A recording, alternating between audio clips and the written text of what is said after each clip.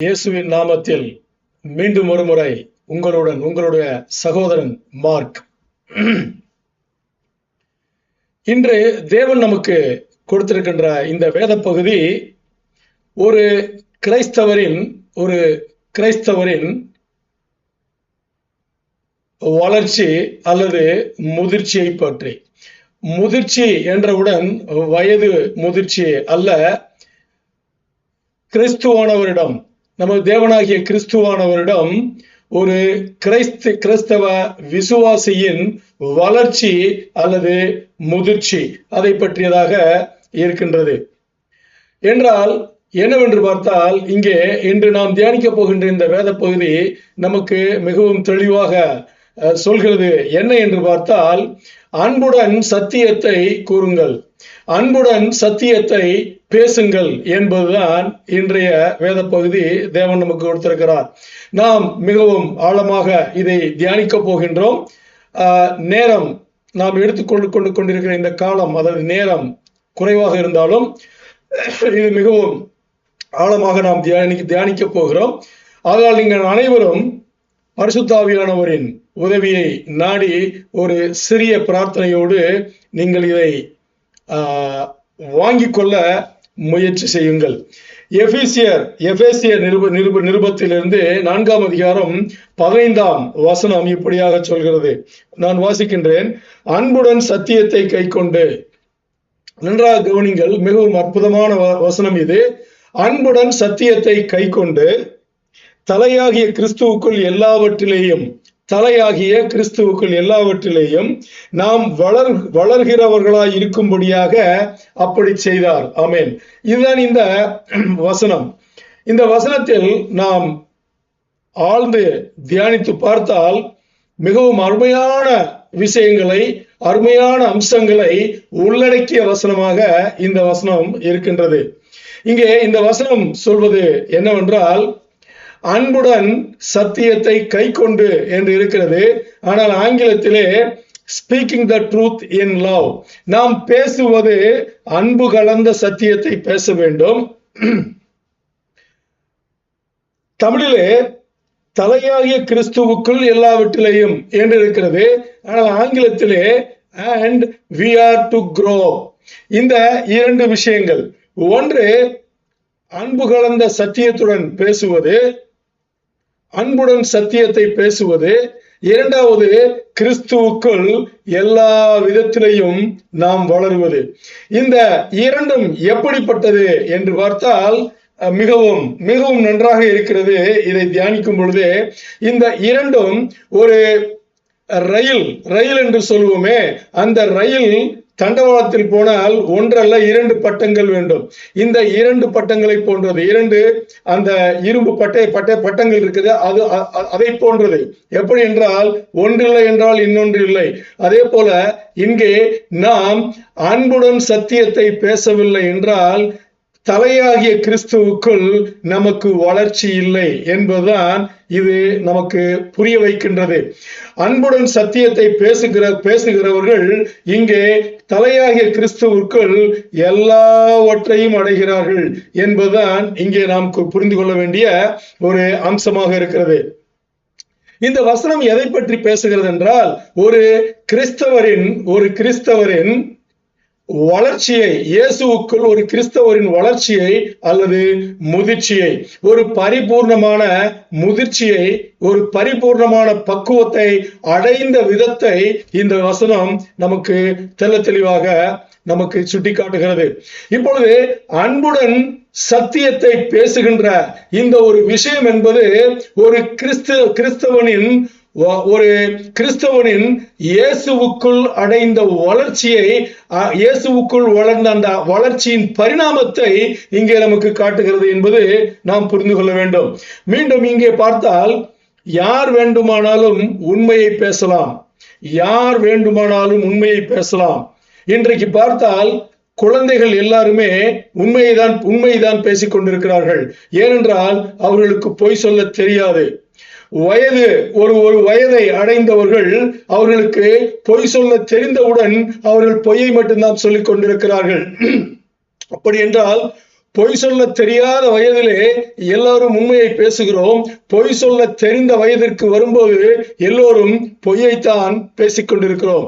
ஏன் இந்த மாதிரியான வாழ்க்கை, ஏன் இந்த மாதிரியான பொய்யான வாழ்க்கை, பொய் பேசுகின்ற வாழ்க்கையை நாம் வாழ்ந்து கொண்டிருக்கிறோம் என்றால், அடுத்தவர்கள் பாதிக்கக்கூடாது, அடுத்தவர்கள் என்னிடமிருந்து தூரமாக சென்று விடக்கூடாது, அடுத்தவர்களை நான் இழந்து விடக்கூடாது இந்த உலகத்தில் ஏற்படும் நன்மைகளுக்காக என்ற ஒரு பொய்யான வாழ்க்கையை வாழ்ந்து கொண்டு நாம் பொய்யை எடுத்துக்கொண்டு அந்த பொய்யின் மூலமாக சத்தியத்தை சொன்னால், சத்தியத்தை பேசினால் அது எப்படி சத்தியமாக இருக்க முடியும்? இந்த உலகத்திலே பேசுகின்ற எல்லா சத்தியங்களும் பொய்யின் அடிப்படையில தான் பேசப்பட்டு வருகின்றது. ஆனால் பரிசுத்த வேதாகமம் இதை ஒத்துக்கொள்வதில்லை. பரிசுத்த வேதாகமம் சொல்வது, நீங்கள் பேசுகின்றீர்கள், எதை பேசுகின்றீர்கள்? உண்மையை பேசுகின்றீர்கள் என்றால் அந்த உண்மை அன்புடன் கலந்ததாக, அன்பு கூர்ந்த, அன்பு கலந்த உண்மையாக அது இருக்க வேண்டும் என்று. இந்த அன்பு கலந்த, அன்பு கூர்ந்த, அன்புடன், அன்போடு பேசுகின்ற இந்த சத்தியம் இருக்கிறதே, இந்த சத்தியத்தை பேசுவதற்கு ஒரு கிறிஸ்துவன் என்ன செய்ய வேண்டும் என்றால், இயேசுவின் ராஜ்யத்திலே, இயேசுவுக்குள் என்ன செய்ய வேண்டும் என்றால் ஒரு பரிணாம வளர்ச்சியை, ஒரு முழுமையான வளர்ச்சியை அவர் அடைந்திருக்க, ஒரு பரிபூர்ணமான வளர்ச்சியை அல்லது முதிர்ச்சியை அவர் அடைந்திருக்க வேண்டும் என்பதுதான். இந்த வசனத்திலே பார்த்தால், நாம் இப்போது தியானித்திருக்கிற இந்த வசனத்திலே பார்த்தால், அன்புடன் என்று தமிழிலே சொல்லப்பட்ட இந்த வார்த்தைக்கு ஆங்கிலத்திலே பயன்படுத்த வார்த்தை இன் லவ் என்ற வார்த்தை. இந்த இன் லவ் என்ற வார்த்தை எப்படியாக, எந்த விதத்திலே பயன்படுத்தப்பட்டிருக்கிறது என்றால், இதை ஆங்கிலத்திலே மேனர் கேஸ் என்பார்கள். மேனர் கேஸ் என்றால் தமிழில் அதற்கு என்ன பொருள் என்றால், சொல்லப்பட்ட விதம் என்று அர்த்தம். இங்கே சொல்லப்பட்ட விதம் என்று என்னவென்று பார்த்தால், சத்தியத்தை நீங்கள் பேசும்போது அதை அன்புடன் பேச வேண்டும் என்பதுதான் இங்கே சொல்லப்பட்ட விதமாக நாம் இங்கே எடுத்துக்கொள்ள வேண்டும். ஆண்டவர் என்ன சொல்கிறார்? தேவனாகிய கர்த்தர் இங்கே நமக்கு என்ன சொல்கிறார் இந்த வசனத்தின் மூலம்? நீங்கள் உண்மையை பேச வேண்டும், ஆனால் அது உங்கள் வழியில் அல்ல, என் வழியில். என் வழி என்ன, உங்கள் வழி என்ன என்றால், நீங்கள் உண்மையை பேசும்போது பொய்யின் அடிப்படையிலே பொய்யை ஆதாரமாக வைத்து பேசுவீர்கள். ஆனால் என் வழி என்பது, நீங்கள் உண்மையை பேச வேண்டும், சத்தியத்தை பேச வேண்டும், நிஜத்தை பேச வேண்டும், ஆனால் அது அன்பின் வழியாக இருக்க வேண்டும் என்று ஆண்டவர் இங்கே சொல்கிறார். நீங்கள் பொய்யை பேசக்கூடாது, உண்மையைத்தான் பேச வேண்டும், சத்தியத்தை தான் பேச வேண்டும். அதை என் வழியாக, என் வழி என்ன வழி, ஆண்டவருடைய வழி என்ன வழி? அது அன்பின் வழி. அந்த அன்பின் வழியாகத்தான் நீங்கள் பேச வேண்டும் என்று ஆண்டவர் இங்கே நமக்கு சொல்கின்றார். அப்படி என்றால் இங்கே நாம் இப்போது தெரிந்து கொள்ள வேண்டியது அன்பின் வழி என்பது என்ன என்று பார்த்தால், இதற்குத்தான் நாம் 1 கொரிந்தியர் எங்கே போக வேண்டும்? 1 கொரிந்தியர் 13ஆம் அதிகாரத்திலே இது நமக்கு மிகவும் பழக்கப்பட்ட, மிகவும் வழக்கமாக நாம் எடுத்து கையாளுகின்ற ஒரு 2-3 வசனங்கள். 1 கொரிந்தியர் 13ஆம் அதிகாரத்திலே 4 - 7 வசனங்கள். 1 கொரிந்தியர் 13ஆம் அதிகாரம் 4 - 7 வசனங்கள் நான் உங்களுக்காக வாசிக்கின்றேன். அன்பின் வழி என்று நாம் தியானிக்கிறோமே, இந்த அன்பு என்பது, இதை நான் வாசிக்கும் பொழுதே உங்களுக்கு தெரிந்துவிடும். அன்பு நீடிய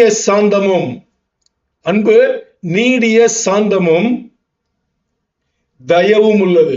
அன்பு நீடிய சாந்தம் உள்ளது, தயவு உள்ளது. அன்புக்கு பொறாமை இல்லை. அன்புக்கு என்ன இல்லை? பொறாமை இல்லை. அன்பு தன்னை புகழாது. இது யாரெல்லாம் இந்த உபதேசத்தை கேட்டுக்கொண்டிருக்கிறீர்களோ, உங்களுக்கு முன் தேவனாகிய கர்த்தர் இந்த வேத வசனத்தை, வேத பாகத்தை, வேத பகுதியை கொண்டு வந்திருக்கிறார் என்றால் இது உங்களுக்கு தேவைப்படுகிறது. அப்படித்தான் அர்த்தம். இதை நீங்கள் மிகவும் மிகவும் ஜாக்கிரதையாக, கவனமாக இதை எடுத்துக்கொண்டு வாழ்க்கையிலே பின்பற்ற வேண்டியது. அன்பு என்பது, தேவன் சொல்கிறார், அன்பு நீடிய சாந்தமும் தயவும் உள்ளது, அன்புக்கு பொறாமை இல்லை, அன்பு தன்னை புகழாது, இருமாப்பாக இராது, அயோக்கியமானதை செய்யாது, தற்பொழிவை நாடாது, சினமடையாது, தீங்கு நினையாது, அநியாயத்தில் சந்தோஷப்படாமல் சத்தியத்தில் மாத்திரமே சந்தோஷப்படும், சகலத்தையும் தாங்கும். நன்றாக கவனியுங்கள். அன்பு என்பது சகலத்தையும் தாங்கும், சகலத்தையும் விசுவாசிக்கும், சகலத்தையும் நம்பும், சகலத்தையும் சகிக்கும். இதுதான் தேவன் காட்டுகின்ற அன்பின் வழி. இந்த அன்பை வைத்துக் கொண்டு நாம் சத்தியத்தை பேசும் பொழுது நன்றாக கவனியுங்கள். இந்த அன்பைத்தான் அகாப்பே அன்பு, அகாப்பே லவ் என்று நாம் இங்கே நாம் தெரிந்து கொள்ள வேண்டும். இந்த அன்பை கை கொண்டுதான் தேவனாகிய கர்த்தர் நம்மை சத்தியத்தை பேச வேண்டும் என்று நமக்கு சொல்லியிருக்கிறார். இப்படியாக பார்த்தால் இங்கே உண்மையான அன்பு என்பது ஒரு உணர்ச்சி அல்ல. தயவு செய்து கவனியுங்கள். உண்மையான அன்பு என்பது ஒரு உணர்ச்சி அல்ல, அது ஒரு நடவடிக்கை. நாம் அடுத்தவர்களுடன் எப்படி நடந்து கொள்கிறோம் என்பதுதான் இங்கே உண்மையான அன்பாக இருக்கிறது. நாம் நினைத்துக் கொள்ளலாம். என்ன நினைத்துக் கொள்ளலாம் என்றால், நாம் இவருடன் அன்பாக இருக்கிறோம், அவருடன் அன்பாக இருக்கிறோம். யார்? இயேசுவை பற்றி தெரியாதவர்கள், இயேசுவை பற்றி நிஜத்தை அறியாதவர்கள், இயேசுவின் சிலுவை மரணம், எதற்காக இயேசு கிறிஸ்துவானவர் சிலுவை மரணம் அடைந்தார், அது யாருக்காக, யாரை ரட்சிப்புக்குள்ளே கொண்டு வருவதற்காக என்பதை அறியாத, அந்த தெரியாத நிஜத்தை, அந்த சத்தியத்தை தெரியாதவர்களிடம் நாம் அன்பு செலுத்துவோம். அந்த அன்பு எங்கே கொண்டு போய் விடும் என்றால், நாம் இயேசு கிறிஸ்துவானவர் எதற்காக சிலுவையிலே மரித்தார் என்ற அந்த சத்தியத்தை அன்புடன் கூறாவிட்டால், அன்புடன் பகிர்ந்து கொள்ளாவிட்டால், அந்த நீங்கள் நேசிக்கும், நீங்கள் அன்பு கூறும் இயேசு கிறிஸ்துவானவரை உண்மையான இரட்சகர், உண்மையான ஆண்டவர், உண்மையான தேவன் என்ற அந்த நிஜத்தை நீங்கள் சொல்லாமல் அந்த அன்பானது அவர்களை எங்கே கொண்டு போய் விடும் என்றால், அவர்களை நரகத்திற்கு கொண்டு போகும். அப்படி என்றால், நீங்கள் ஒருவரிடம் அன்பு கூறுகின்றீர்கள் என்றால் அவர்களை நரகத்திற்கு அனுப்புவதற்காகவா? இல்லையே. அப்படி என்றால் ஏன் அந்த சத்தியத்தை அன்பு கலந்த அந்த அன்போடு அந்த சத்தியத்தை உங்களால் சொல்ல முடியவில்லை என்பதை சற்றே நீங்கள் நினைத்து பார்க்க வேண்டும்.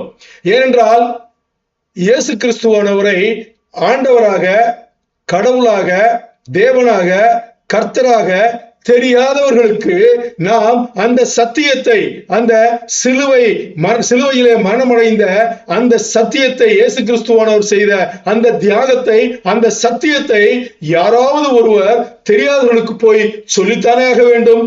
சொல்லாவிட்டால் அவர்களுக்கு எப்படி தெரியும் இதுதான் சத்தியம், இதுதான் உண்மை என்று? அவர்களுக்கு எப்படி தெரியும்? யாரோ ஒருத்தர் அவர்களுக்கு சொல்லித்தான் ஆக வேண்டும்.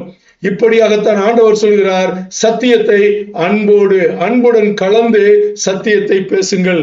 அதுதான் தலையாகிய கிறிஸ்துவுக்குள் எல்லாவற்றிலையும் நாம் வளர்வதற்கு ஏதுவாக இருக்கும் என்று இங்கே சொல்லப்பட்டிருக்கிறது. இன்னொரு விஷயத்தை நீங்கள் மறந்துவிட வேண்டாம். நாம் சத்தியத்தை பகிர்ந்து கொள்ளும் போது, அதிகாரப்பூர்வமாக பகிர்ந்து கொள்வது, இது அரகண்ட் என்று சொல்ல மாட்டார்கள். இதை அரகண்ட் என்று சொல்ல மாட்டார்கள். அதை நீங்கள் புரிந்து கொள்ள வேண்டும். யோவான் 8ஆம் அதிகாரத்திலே 32ஆம் வசனம், யோவான் 8ஆம் அதிகாரத்திலே 32ஆம் வசனம் என்ன சொல்கிறது என்று பார்த்தால், சத்தியத்தையும் அறிவீர்கள், சத்தியம் உங்களை விடுதலையாக்கும். எது சத்தியம்? இயேசு கிறிஸ்துவானவர் சிலுவையிலே நமது பாவங்களை சுமந்து அங்கே மரித்தது சத்தியம். 3ஆம் நாள் உயிர் தெழுந்தது சத்தியம். உயிர் தெழுந்தவர் நமக்கு ரட்சணையை கொடுத்தார். அவரே தேவனின் வலதுபுறமாக வீட்டிலிருந்து இன்றைக்கும் நமது ஜெபத்தை அவர் அங்கே கேட்டுக்கொண்டு தகப்பனிடம் கொடுத்துக் கொண்டிருக்கிறார் என்பதுதான் சத்தியம். இந்த சத்தியம் எல்லோருக்கும் தெரிய வேண்டும். இந்த சத்தியம்தான் அவர்களை விடுதலையாக்கும். எங்கிருந்து விடுதலையாக்கும்? இந்த உலகத்தின் பிடியிலிருந்து விடுதலையாக்கும். சாத்தானின் அந்த பந்தகம் என்று, அதாவது சாத்தானின் பிடியிலிருந்து அவர்களை விடுதலையாக்கும் என்பது. ஏனென்றால் இங்கே உண்மை, இங்கே நாம் உலக அளவிலே பேசுகின்ற இந்த உண்மை எப்படி இருக்கிறது என்றால், நீங்களும் நல்லவர்கள் இல்லை, நானும் நல்லவன் இல்லை. ஏனென்றால் நானும் நீங்களும் நல்லவர்கள் என்று எதை அடிப்படையாக, எதை அளவுகோலாக வைத்துக் கொண்டு நாம் அதை முடிவு செய்கிறோம் என்றால், இந்த உலகத்திலே ஒரு தரம் இருக்கிறது. அந்த உலக தரத்திலே நாம் வைத்துக் கொண்டு நம்மை நாம் நல்லவர்களாக காட்டிக் கொண்டிருக்கிறோம். ஆனால் ஆண்டவரின் அந்த அளவுகோலிலே நாம் நல்லவர்களா என்பது இங்கே இங்கே மிகப்பெரிய கேள்விக்குறியாக எப்பொழுதும் நின்றுவிட்டது. ஏனென்று பார்த்தால் இங்கே மனிதர்களாக இருக்கின்ற நாம் எப்பொழுதும் கெட்ட எண்ணங்களிலே வாழ்ந்து கொண்டிருக்கிறோம். எப்பொழுதெல்லாம் வாய்ப்பு கிடைக்கிறதோ அப்பொழுதெல்லாம் நாம் கெட்ட வார்த்தைகளை பயன்படுத்திக் கொண்டிருக்கிறோம். எப்பொழுதும் நாம் சுயநலவாதிகளாகவே இருக்கின்றோம். அதே போல ஒன்று கிடைத்தால் அதை பத்தாக்கி வேறு வேறு விதங்களிலே அதை மாற்றி மாற்றி மாற்றி நாம் சுழல விட்டு எல்லோரையும் நாம் நாசம் செய்து கொண்டிருக்கிறோம். இதுதான் தேவனாகிய கர்த்தரிடத்திலிருந்து நம்மை தூரப்படுத்தி வைத்திருக்கிறது. இதற்குத்தான் நமக்கு யார் வேண்டும்? இயேசு கிறிஸ்துவானவர் தேவைப்பட்டார். இதற்குத்தான் இயேசு கிறிஸ்துவானவர் தேவைப்பட்டார். இன்று அந்த இயேசு கிறிஸ்துவானவர் தேவனாகிய கர்த்தர் நமக்கு சொல்கிறது, அன்புடன் சத்தியத்தை கைக்கொண்டு, அன்புடன் சத்தியத்தை கைக்கொண்டு தலையாகிய கிறிஸ்துவுக்குள் எல்லாவற்றிலும் மேலோங்கி அவரிடத்திலே அவருள்ளே நாம் வளர வேண்டும் என்பது. ஏனென்றால் ஒரு நாள் வரும், அன்றைக்கு நாம் தேவனை எதிர்கொள்ள வேண்டியிருக்கும். அப்பொழுது நமக்குள்ளே இயேசு கிறிஸ்துவானவர் இல்லை, நமக்குள்ளே பரிசுத்த ஆவியானவர் இருந்து நம்மை இந்த வாழ்க்கையில நடத்தவில்லை என்றால் அன்று நிரந்தரமாக தேவனின் ராஜ்யத்திலிருந்து, இயேசு கிறிஸ்துவின் ராஜ்யத்திலிருந்து நிரந்தரமாக நாம் துண்டிக்கப்படுகிறோம். அதற்கப்புறம் நாம் ஆண்டவருடன் இணையவே முடியாது. இந்த உபதேசம் ஒரு விஷயத்திற்கு எடுத்துக்காட்டு. அது என்னவென்று பார்த்தால், இன்றைய வேத பகுதிக்கு இந்த உபதேசம் ஒரு சரியான எடுத்துக்காட்டு. இந்த வேத பகுதி என்ன? சத்தியத்தை, அன்புடன் சத்தியத்தை கைக்கொண்டு, அன்புடன் சத்தியத்தை கைக்கொண்டு தலையாகிய இயேசு கிறிஸ்துவுக்குள் எல்லா விதத்திலையும் நாம் வளர வேண்டும் என்பதுதான் இந்த வேத பகுதி. இந்த உபதேசம் முழுவதையும் நீங்கள் பார்த்தால் இந்த சத்தியத்தை நாம் அதிகாரப்பூர்வமாக அன்புடன் தெரியாத எல்லோருக்குமே நாம் பகிர்ந்து கொடுக்க வேண்டும். எல்லோரையும் இயேசு கிறிஸ்துவின் ராஜ்யத்திலே, இயேசு கிறிஸ்துவின் உள்ளே, ரட்சணைக்கு உள்ளே, அந்த ரட்சிப்புக்கு உள்ளே நாம் கொண்டு வர வேண்டும் என்பதுதான். தேவனுக்கே மகிமை உண்டாகட்டும்.